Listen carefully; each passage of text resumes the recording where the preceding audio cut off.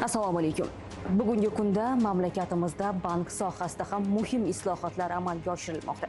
Xususan, aholi va tadbirkorlar uchun joriy etilayotgan yangi tartiblar, kredit ta'tillari, kiberxavfsizlikni ta'minlash, bank kartalari orqali sodir etilayotgan firibgarlik holatlarining oldini olish hamda davlatimiz rahbari topshirig'i va tashabbusiga ko'ra firibgarlik yo'li bilan rasmiylashtirilgan onlayn kreditlar bo'yicha yangi yondashuvlar sohadagi yangilanish shiddatidan darak beradi.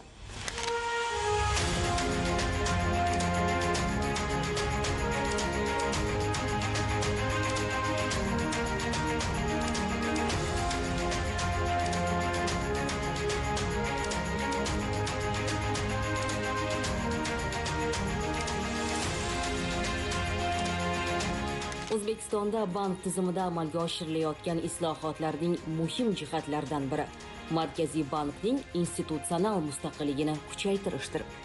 Bu inflyatsiyani nazorat qilish, milliy valyuta barqarorligini ta'minlash va pul kredit siyosatini bozor tamoyillari asosida olib borish imkonini bermoqda.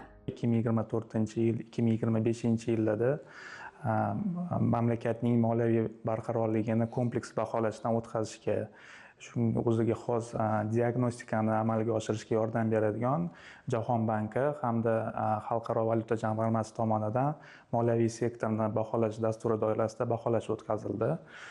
Baholash natijalariga ko'ra ekspertlar O'zbekistonda so'nggi yilda qilingan islohotlarni alohida ta'kidlab o'tishdi. Shu jumladan banklar faoliyatini tartibga solish, nazorat qilishda Markaziy bank to'g'risidagi, banklar va bank faoliyati to'g'risidagi qonunlar yangi tahrirda qabul qilinganligi, shuningdek nazorat samaradorligini oshirishda korporativ boshqaruv, ichki va tashqi audit, riskga asoslangan nazorat va boshqa yo'nalishlarda qilingan islohotlar alohida ta'kidlab o'tildi. Shuningdek, ayrim sohalarni yaxshilash bo'yicha bir qator tavsiyalar berildi. Mazkur tavsiyalar, shuningdek, xalqaro standartlarga yanada yaqinlashish maqsadida, shu jumladan xalqaro miqyosda andoza hisoblangan Bazel standartlariga muvofiqlashtirish maqsadida Markaziy bank tomonidan chora-tadbirlar rejasi ishlab chiqildi. Mazkur rejaga muvofiq qonun hujjatlarini takomillashtirish, prudensial normativlarni yanada Bazel standartlariga muvofiqlashtirish, shuningdek banklar ustidan konsolidatsiya nazoratini kuchaytirish, iqlim o'zgarishi bilan bog'liq tavakkalchiliklar ustidan nazoratni kuchaytirish bo'yicha aniq maqsad va muddatlar belgilab olindi. Shu o'rinda hozirgi kunda prudensial normativlarni takomillashtirish doirasida banklarning likvidligiga, kapitaliga qo'yiladigan talablar to'liq Bazel 3 standartiga muvofiqlashtirdi. Shuningdek, banklarni sanatsiya qilish va tugatish tartiblari, shu bilan birga banklardagi omonatlarni kafolatlash tizimlari bo'yicha huquqiy asos yaratildi. Shuningdek, amaliyotga joriy qilinishi boshlandi. Buning natijasida banklarga nisbatan o'rnatiladigan talablar xalqaro standartlarga yanada yaqinlashdi. Shuningdek, bu investorlar uchun jozibadorlikni oshiradi va mamlakatning bank tizimiga va umuman olganda moliya tizimiga pul oqimlarini kiritish uchun zamin yaratadi. Hozirgi kunda bank sohasi, aynan bank tizimi raqobat eng kuchli bo'lgan sohalardan biri hisoblanadi. Hozirda O'zbekiston Respublikasida 35 ta bank o'zini faoliyatini yuritayotgan bo'lsa, ularning asosiy qismi hozirgi kunda raqamli banklar hisoblanadi. Va kuzatilayotgan tendensiyalardan biri ham ochilayotgan yangi banklarning hammasi bu raqamli banklar sifatida aks ettirilmoqda. Bu nimani anglatadiki, yaqin 2-3 yil orasida o'zgargan farq shundan iboratki, ajratilayotgan mahsulotlarning yoki ko'rsatilayotgan xizmatlarning qariyb 85% bu raqamli kanallar orqali onlayn ravishda amalga oshirilmoqda. Bu o'z navbatida barcha banklarni o'zini strategiyasini qayta ko'rib chiqishga majbur qildi. Va oxirgi 1 yil davomida butun banklar o'z strategiyasini to'liq boshqatdan ko'rib chiqib, mijozga konsentratsiyalashgan, raqamli transformatsiyalarga asoslangan biznes modellarini qayta qurib chiqishdi. Shundan ko'rinadiki, yaqin 2 yil davomida o'rtacha bank mahsulotlari soni 2 barobarga oshganini ko'rishimiz mumkin. Ularning 80% dan ortig'i esa bu raqamli mahsulotlar hisoblanadi. Bugungi kunda O'zbekistonda aholiga ko'rsatilayotgan onlayn bank xizmatlari, mobil ilovalar orqali to'lovlar, plastik karta va elektron hamyonlardan foydalanish imkoniyatlari kengayib, fuqarolar uchun qator qulayliklar yo'lga qo'yildi. Mana bugungi kunda qaysi bankka borsangiz, yaxshi xizmat ko'rsatishadi. Plastik kartam almashtirishga keldim. Kirib kelishim bilan tushuntirib, yo'llantirib yuborishdi-da. Navbat ham ko'p emas, lekin yaxshi. Mana qarang, hozirgi kunimizda juda ham qulayliklar kattada. Juda ham qulayliklar yaxshi. Hozirgi sharoitimizni qarang, qanaqangi yaxshi. Kassalarimiz kelyapmiz, banklar bemalol. Navbatlari yo'q. Tezda ishimiz bitib ketyapti. Ham onlayn, ham offlayn juda ham yaxshi ishlayapti. Biz rozimiz banklardan. Qizimni ishlab chiqarishi bor. Sotadi mahsulotni. Bundan ham ko'proq rivojlantirish uchun kredit olmoqchi bo'lib kelganmiz. Hech qancha bo'lgani yo'q, ishimiz bityapti. Aholi manfaatlarini himoya qilish, moliyaviy qiyinchiliklarga uchragan fuqarolarni qo'llab-quvvatlash maqsadida davlatimiz rahbarining topshirig'iga ko'ra, kredit olgan ayrim shaxslarga vaqtinchalik kredit ta'tillarini berish to'g'risida O'zbekiston Respublikasi Markaziy banki boshqaruvining qarori qabul qilindi. Banklarga kreditlarni tasniflash va ular bo'yicha zaxiralar yaratish tartibi doirasida moliyaviy qiyinchiliklarga duch kelgan yoki qiyin hayotiy vaziyatlarga tushib qolgan qarz oluvchilarga kreditni tasnifini o'zgartirmasdan yengilliklar berish bo'yicha tartib joriy etildi. Bunda muayyan bir qarzdor guruhiga nisbatan aniq shartlar belgilandi. Ya'ni 2 oydan ko'proq muddat davomida mehnatga layoqatsiz bo'lib qolgan qarz oluvchilar, shuningdek mehnat shartnomasi bekor qilinib, tegishli organlarda ish qidirayotgan shaxs sifatida ro'yxatga olingan shaxslar ning o'rtacha oylik daromadlari 30% ga tushib ketgan bo'lsa, bu birinchi holat. Ikkinchi holat, birinchi yoki ikkinchi guruh nogironligi belgilanishi qarzdorga yoki uning qarmog'iga mazkur guruhdagi shaxslar olinishi. Shuningdek, tabiiy va texnogen favqulodda vaziyatlar vujudga kelishi va ayol bo'lgan qarzdorlar homiladorlik va tug'ish ta'tiliga chiqishi. Bunda homiladorlik va tug'ish ta'tiliga chiqqan ayollar uchun kredit bo'yicha to'lovlarni 10 oygacha uzaytirish yoki kechiktirish mumkin bo'ladi. Mazkur tartibga muvofiq bo'lish uchun boshqa holatlarda 6 oygacha uzaytirilishi yoki kechiktirilishi mumkin bo'ladi to'lovlar. Shuningdek, alohida ta'kidlab o'tish kerakki, mazkur holatlar murojaat qilingan sanadan oldingi 4 oy ichida vujudga kelgan bo'lishi kerak. Bunda bank mazkur holatlar bo'yicha tasdiqlovchi hujjatlarni qarz oluvchining o'zidan oladi yoki boshqa manbalardan foydalanishi mumkin va haqqoniyligini tekshirish bo'yicha choralarni ko'rishi lozim bo'ladi. Shuningdek, bankning ichki siyosatlaridan, kredit siyosatlaridan kelib chiqib, qarz oluvchining moliyaviy holatini chuqur tahlil qilgan holda qaror qabul qilinadi. Mamlakatimizda bank xizmatlari sifat jihatidan avvalgi yillarga nisbatan sezilarli darajada yaxshilandi. Bu o'zgarishlar yoshlar, tadbirkorlar, shahar aholisi orasida ijobiy baholanmoqda. Juda ham yaxshi. Oldin endi o'zimiz qatnardik, masalan, oylik olish uchun ham. Hozir hammasi elektron bo'lgan, elektron jo'natamiz, elektron qabul qilib olishadi. Tushunmovchiliklar hammasi oson bo'lgan, oson va yengil yechilgan. Biz bankdan juda ham xursandmiz. Talablarimiz o'z vaqtida bo'lib kelgan. Xususiy bog'chani 2022-yilda tashkil qildik. Tadbirkorlik bilan shug'ullanamiz. Bugungi kunda biz bankka mijozimiz. Bizni oylik maoshlarimiz, bolalarning bog'cha to'lovlari hammasi bank orqali o'tadi. Bank bizga ko'rsatayotgan xizmatidan biz mamnunmiz. Bog'cha faoliyatini yuritganimizda kredit olishimizga to'g'ri keldi bankdan. Bank albatta o'zini yordamini bizga ko'rsatdi bu sohada. Biz u orqali ish o'rinlari ajratdik, yana kerakli narsalarimizni oldik o'zimizni bog'chamizga. Har doim har qanaqa vaziyatda bizga yordam berishga harakat qilishadi. Shiddat bilan rivojlanib borayotgan bugungi zamon bank tizimi oldiga yangi vazifalarni qo'ymoqda. Mijozlar bilan ishlash, ularning huquqlarini himoya qilish, moliyaviy xavfsizlikni ta'minlash va eng muhimi zamonaviy xavf-xatarlar, ya'ni kiberjinoyatchilikka qarshi samarali kurash mexanizmlarini joriy etish masalalari dolzarb ahamiyat kasb etmoqda. Bugungi kunda fuqarolarning moliyaviy xavfsizligini ta'minlash borasida aynan bank tizimida qanday islohotlar amalga oshirilmoqda? Boshqa davlat tashkilotlari qatori bank tizimi ham qadam va qadam onlayn formatga o'tib bormoqda. Buni yaqqol misoli sifatida bilishimiz mumkinki, masofaviy bank xizmatlarining taqdim etishlari endilikda barcha fuqarolarimiz bank binolariga tashrif buyurmasdan turib, mobil ilovalar orqali, turli axborot tizimlari orqali bank xizmatlaridan to'laqonli foydalanish imkoniyatiga ega bo'lmoqda. Ushbu jarayonlarda aynan masofadan moliyaviy xizmatlar ko'rsatishda bank axborot tizimlarida, mobil ilovalarda fuqarolarning shaxsga doir ma'lumotlari yoki bank karta ma'lumotlarini xavfsizligini ta'minlash, axborot xavfsizligi va kiber xavfsizlikni ta'minlash masalalari eng asosiy masalalardan biri hisoblanadi. Aynan ushbu yo'nalishda Markaziy bank tomonidan tijorat banklari, to'lov tashkilotlari va to'lov tizimi operatorlarida axborot xavfsizligi va kiber xavfsizlikni ta'minlash, bank kartalari bilan bog'liq holda sodir etilayotgan firibgarlik holatlarini oldini olish maqsadida qator tashkiliy va texnik chora-tadbirlar amalga oshirilmoqda. Kartalardagi pullarning o'g'irlanishini oldini olish borasida qanday ishlar amalga oshirilmoqda? Bank kartalaridagi pul mablag'larining noqonuniy o'zlashtirilishini oldini olish maqsadida Markaziy bank tomonidan tijorat banklari va to'lov tashkilotlariga axborot xavfsizligi va kiber xavfsizlikni ta'minlash hamda frod holatlarini oldini olish bo'yicha kompleks tashkiliy va texnik chora-tadbirlar belgilangan.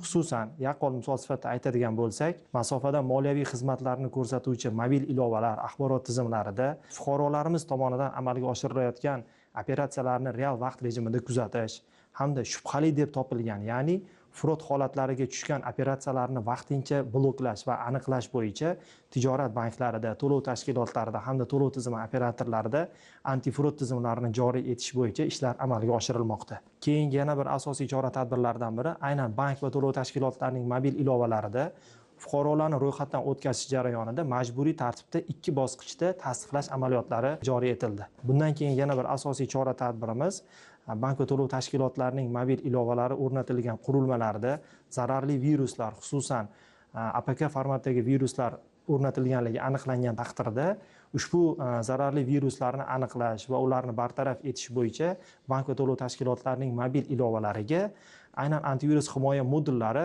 o'rnatilishi belgilandi. Hozirgi kunda bankimizning bank kartalari va mobil ilovalaridan foydalanadigan foydalanuvchilarning shubhali frod amaliyotlariga tushib qolishini oldini olish maqsadida bankning mobil ilovasiga antivirus dasturi joriy qilindi.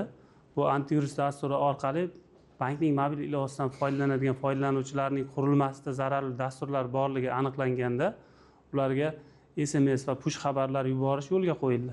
Aholining moliyaviy savodxonligini oshirish yuzasidan ijtimoiy tarmoqlarda har doim muntazam ravishda ogohlantirish ma'lumotlari chiqarib borilmoqda. O'zbekiston Respublikasi Prezidentining 2023-yil 30-noyabrdagi 381-sonli hamda 2025-yil 30-apreldagi 153-sonli qarorlariga asosan kredit tashkilotlari, jumladan tijorat banklari uchun mijozlarni moliyaviy xavfsizligini ta'minlash asosiy vazifa sifatida belgilangan. Ushbu vazifalar ijrosini ta'minlash maqsadida banklarda antifrod tizimlari joriy etilgan. Jumladan bankimizda joriy etilgan session antifrod tizimi to'g'risida gapiradigan bo'lsak, session antifrod tizimi bu mijozlarni o'sha sessiyalarni tahlil qilgan holda ularni o'sha turli tahdidlardan himoya qiladi. Session antifrod tizimimizda 500 dan oshiq qoidalar mavjud bo'lib, jumladan sun'iy intellektga asoslangan ssenariylar ham mavjud. Session antifrod tizimi bu o'sha har bitta sessiyani tahlil qiladi, ya'ni o'sha mijoz akkauntga kirgan paytdan boshlab to sessiyani tugatgungacha bo'lgan davrdagi jarayonlar yig'indisi, ya'ni sessiya deyiladi. Bundan tashqari bankimizda telekom antifrod tizimi ham joriy etilgan. Telekom antifrod tizimi bu o'sha mijozni qurilmasiga kelgan tasdiq kodini boshqa qurilmadan kiritiladigan bo'lsa, akkauntga kirishni hamda operatsiya bajarishni cheklovchi tizim hisoblanadi. Shuningdek, aholini kiber gigiyenaga amal qilishini ta'minlash, shuningdek mijozlarimizni kiber madaniyatini yuksaltirish maqsadida umuman respublikamizda har yilning noyabr oyini kiber madaniyatni yuksaltirish oyligi deb e'lon qilingan. Ushbu oylik tadbirlar davomida bankni hududlardagi tarkibiy tuzilmalarida, shuningdek ijtimoiy tarmoqlardagi rasmiy sahifalarda keng targ'ibot, tashviqot ishlari amalga oshirilmoqda. Plastik kartadagi pullarning firibgarlik yo'li bilan o'g'irlanishida ham bankning, ham fuqaroning mas'uliyati mavjud. Banklar xavfsizlik tizimlarini kuchaytirishi, shubhali operatsiyalarni o'z vaqtida bloklashi va mijozlarni ogohlantirishi shart. Fuqarolar esa karta ma'lumotlarini oshkor qilmaslik, shubhali qo'ng'iroq va xabarlarga ishonmaslik orqali o'z moliyaviy xavfsizligini ta'minlashi lozim. Aziz aka, mijozlarning xavfsizligini yanada ta'minlash maqsadida qanday rejalar amalga oshirilishi ko'zda tutilgan? Hozirda bizda IT sistemalarimizda o'zgartirishlar kirishmoqda. Antifrod tizimlari bu mijozlarimizni karta pul mablag'larini oshirish va uzatish mobaynida shubhali frod operatsiyalarini aniqlaydi va to'xtatadi. Ya'ni mijozlarimizning kartadagi pul o'g'irlanib ketish holatlarini bank tekshira boshlaydi. Aslida bu jarayonda yana shunday holatlar kuzatilyapti-da, aynan o'sha xorij raqamlardan qo'ng'iroqlar va turli ilovalardan ovoz bering degan kabi xabarlar kelishi orqali aholi va boshqa, misol uchun sizning ham aynan bankingizga qarashli bo'lgan mijozlar aldanib qolish holatlari bo'lgan bo'lishi mumkin. Bu borada qanday ishlar amalga oshirilyapti? To'g'ri ta'kidlab o'tdingiz. Hozirda nafaqat markaziy banklar, bizani bank va hokazolar va vazirliklar bilan birga hamkorlikda oldinda firibgarlar shundan foydalanishdiki, O'zbekistonning nomerini o'zgartirib, bizani mijozlarga, fuqarolarga qo'ng'iroq qilishardi. Hozirda bu praktika to'xtatilgan, ya'ni to'xtatilib, faqatgina chet el raqamlarini qilishadi. Lekin bizani fuqarolarimiz juda ishonuvchan bo'lishadi-da, shu ishonuvchanligidan o'zligi shu bank xodimiman deb tanishtirgan odamni, O'zbekiston raqami bo'lmagan odamlarni o'zlari bilan bank xodimi deb gaplashib, kredit olishga muvaffaq bo'lib, o'zlarini qo'llari bilan o'tkazib berishadi bu narsani.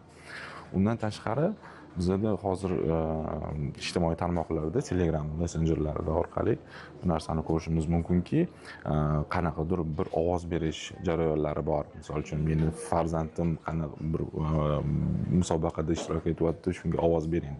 O'sha ovoz berishganda o'sha virus sahifalarga kirishadi va firibgarlar sizni mobil qurilmangizni hammasini ichiga kirib oladi. Ya'ni sizga kelayotgan SMS xabarnomalarni ko'rishni boshlaydi. Siz telefoningizni o'zingiz bilmagan holatda ikkinchi ko'rinishini firibgarlarga berib qo'yasiz. Ya'ni firibgarlar siz telefoningizdan o'tirib, sizni xohlagan pulingiz, bank raqamlaringizga tushayotgan pullaringizni o'g'irlashga muvaffaq bo'ladi. Shu o'rinda aytmoqchi edikki, fuqarolarimiz shu narsada bir tanqidiy fikrlab, bir tushunmovchiliklar bo'lsa, agarda bir O'zbekistonda nomeri bo'lmagan joyda bo'layotganda telefonni go'shakka qo'yib, suhbatni to'xtatib, o'sha qaysi bank degandan keyin o'sha bank o'zini kontakt markaziga qo'ng'iroq qilib, ulardan ma'lumotlarni yangilashni so'rashga iltimos qilishlari kerak deb o'ylaymiz shu narsada. Hozirgi kunda keng rivojlangan bu karta orqali frod operatsiyalari yoki onlayn mikroqarzlarni rasmiylashtirish orqali amalga oshirilayotgan frod operatsiyalarini oldini olish uchun banklarga va kredit byurolariga, to'lov tashkilotlari, to'lov tizimlariga aniq belgilangan talablar qo'yilgan. Hozirgi kunda bizning bankimizga dunyodagi eng rivojlangan davlatlardan hisoblangan antifrod sistemalar olib kelinish ko'zda tutilmoqda va uni O'zbekiston bozoriga moslashtirish rejalashtirilmoqda. Bu o'z navbatida barcha moliyaviy operatsiyalarni hech qanday uzilishlarsiz doimgidek olishda yordam beradi, ko'maklashadi, biroq mukammal xavfsizlik asosida. Endi onlayn kreditlarni firibgarlik orqali rasmiylashtirish yoki karta operatsiyalari orqali firibgarlik holatlarini kamaytirish imkoniyati yuzaga keladi. Biz endi Yevropa banklari bilan yaqin hamkorlik qilganimiz uchun ular ham bizga tashrif buyurishadi va yuzaga kelayotgan holatlarni ko'rishadi. Do'konlarda biz bemalol kassalarga yoki boshqalarga kartamizni o'zimiz taqdim qilishimizni, pin kodlarini ko'rishimizni ko'rgan holda hayron qolishadi.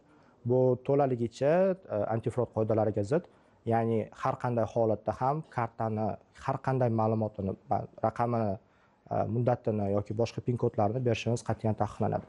Va bu yillar davomida moliyaviy savodxonlik orqali aholi o'rtasida rivojlanib keladigan holat. Aynan o'sha kartadan pul o'g'irlanishi jarayonida bank xodimining ishtiroki bo'lishi mumkinmi? Bilasizmi, aynan Markaziy bank tomonidan bank va to'lov tashkilotlarida ichki nazorat mexanizmlarini kuchaytirish bo'yicha ham talablar joriy etilgan. Buni yaqqol misol sifatida aytishimiz mumkinki, aynan tijorat banklari va to'lov tashkilotlarida mijozlarning shaxsga doir va bank sirini tashkil etuvchi ma'lumotlar bilan ishlovchi xodimlarning har bir harakati nazorat ostiga olingan va bu bo'yicha Markaziy bank tomonidan bir qator ko'rsatmalar va talablar belgilangan. Buni yaqqol misol sifatida aytishimiz mumkin. Aynan tijorat banklari va to'lov tashkilotlarida aynan bank siri va shaxsga doir ma'lumotlar bilan ishlovchi xodimlarning harakatini doimiy ravishda kuzatib boruvchi axborot tizimlari mavjud, ya'ni PAM dasturlari deb aytiladi.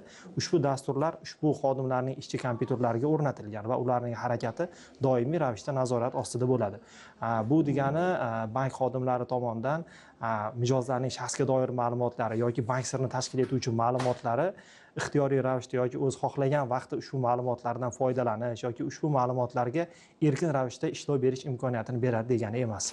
Firibgarlik holatlarini tahlil qilishimiz natijasida aynan firibgarlikni amalga oshirish uchun firibgarlarga faqatgina rekvizitlar yetarli bo'lmaydi. Misol uchun ular kartani raqamini yoki muddatini bilgan bilan u joydan pulni yechib olib qo'ya olmaydi. Bu yerda asosiy rolni o'sha SMS tasdiq kodi, ya'ni OTP kodlar rol o'ynaydi. Ya'ni agar mijoz OTP kodini agar kimgadir berib qo'yadigan bo'lsa, undan yechib olib qo'yish ehtimoli bor. Shuning uchun aynan bu firibgarlik jarayonlarida bank xodimlarining ishtirokini istisno qilsak bo'ladi. Shuningdek, bank xodimlari tomonidan o'sha bank siriga amal qilinishi qat'iy nazoratga olingan.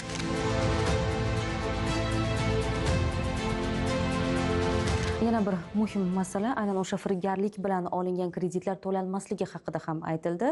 Bu borada ham ma'lumotlar berib o'tsangiz ayni muddao bo'lardi. Juda ham to'g'ri ta'kidlab o'tdingiz. Aynan Markaziy bank tomonidan ishlab chiqilgan kredit va to'lov tashkilotlari to'lov tizimi operatorlarida axborot xavfsizligi va kiber xavfsizlikni ta'minlash hamda frod holatlarini oldini olish bo'yicha minimal talablar to'g'risidagi nizom loyihasi 2025-yilning 21-yanvar kuni O'zbekiston Respublikasi Adliya vazirligidan belgilangan tartibda ro'yxatdan o'tkazildi va tasdiqlandi. Aynan ushbu hujjat, loyiha normativ huquqiy hujjatda onlayn kredit ajratish bilan bog'liq firibgarlik holatlari natijasida fuqarolarga yetkazilgan moddiy zararni vaqtinchalik to'xtatib turish bo'yicha talablar belgilangan.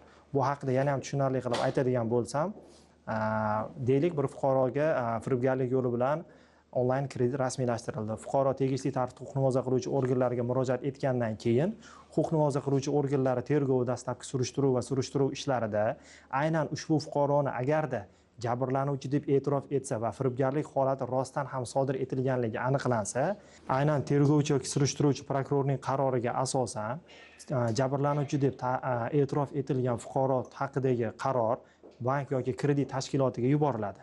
Ushbu qaror asosida ushbu qarorni qabul qilib olgan kredit tashkiloti ushbu fuqaroning nomiga rasmiylashtirilgan onlayn kredit va u bilan bog'liq barcha foiz deymizmi, nevostoyka deymizmi, jarima summalarini to'xtatish bo'yicha qaror qabul qiladi. 2026-yil 21-yanvar kuni O'zbekiston Respublikasi Adliya vazirligida 3759 sonli nizom ro'yxatdan o'tkazildi.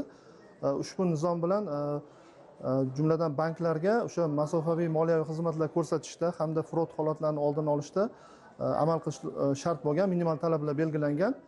Jumladan ushbu nizomda onlayn kreditni aynan frod holati natijasida rasmiylashtirilganligi tasdig'ini topsa, ya'ni o'sha mijoz to'lamasligi bo'yicha ham talablar belgilangan. Ushbu nizom 2026-yilni 22-apreldan kuchga kiradi. Onlayn kredit bu o'sha kredit tashkiloti tomonidan masofaviy moliyaviy xizmatlar ko'rsatuvchi tizimlar orqali jismoniy shaxsga o'sha ajratilgan kredit hisoblanadi.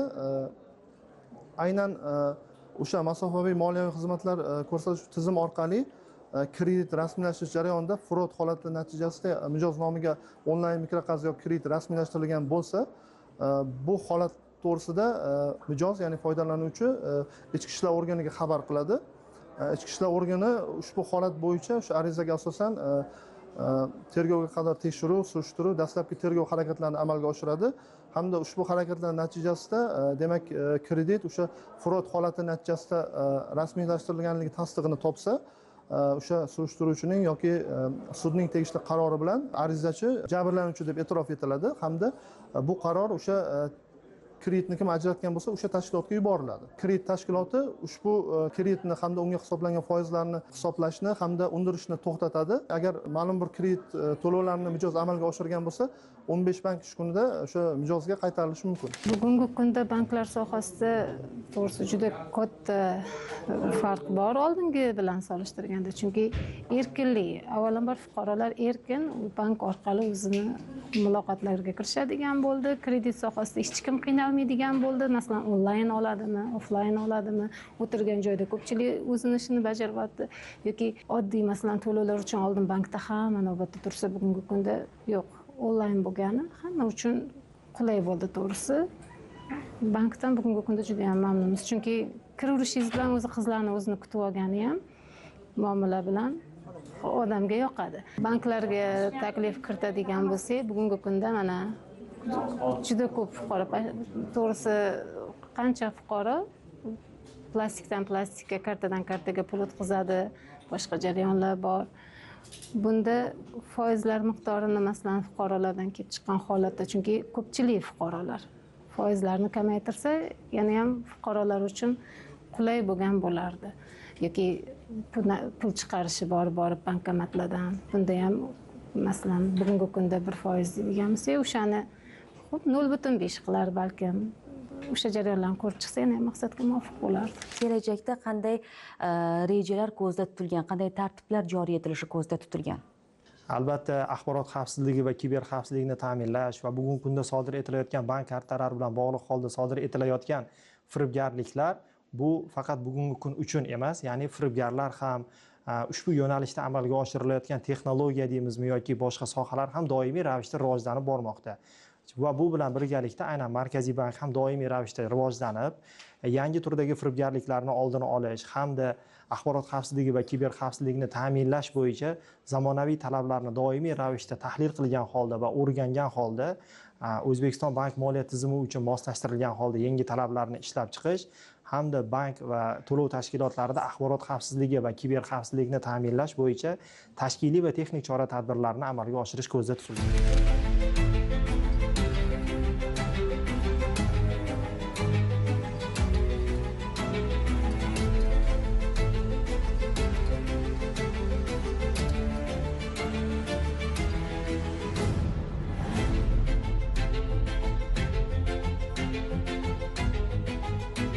Mamlakatimizda bank tizimini isloh qilish, mijozlar huquqlarini himoyalash va moliyaviy xavfsizlikni ta'minlashga qaratilgan ishlar izchil davom etmoqda. Kredit ta'tillari, kiber xavfsizlik choralari va firibgarlik holatlariga qarshi yangi mexanizmlar aholining bank tizimiga bo'lgan ishonchini yanada oshirishga xizmat qiladi. Eng muhimi, bu islohotlar orqali fuqarolar va tadbirkorlar uchun qulay, shaffof va xavfsiz bank xizmatlari shakllanib bormoqda.